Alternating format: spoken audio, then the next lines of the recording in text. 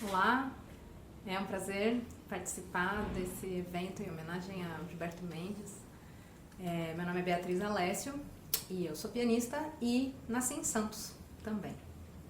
Minha relação com o Gilberto começou quando eu tinha 15 anos e ele foi patrono da minha formatura do conservatório. Então, apesar de eu já conhecê-lo e frequentar os concertos do Festival Música Nova, só fui conhecê-lo pessoalmente e fomos conversar sobre música nesse dia. Eu me lembro que eu toquei Schumann, Papillon, e ele gostou bastante e veio me perguntar se eu queria seguir uma carreira na música. E aí eu disse que sim, que eu estava pensando em seguir uma carreira na música, e ele disse que boa decisão.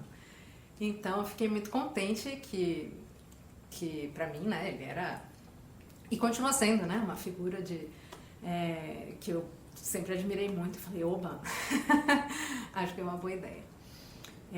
A primeira obra que eu toquei do Gilberto foi um ano depois disso, quando eu entrei na universidade, e o meu professor, José Eduardo Martins, que também era muito amigo do Gilberto, me propôs tocar a sua sonatina mozartiana.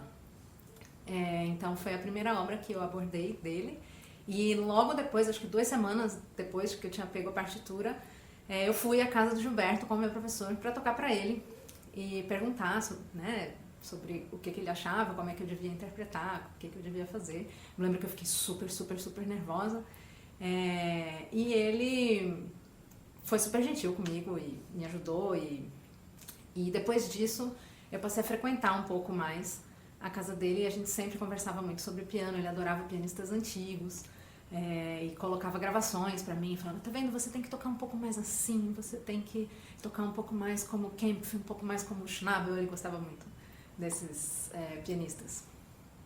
Então, a primeira peça que eu vou tocar é justamente essa sonatina, que foi a primeira obra do Gilberto que eu toquei, sonatina mozartiana.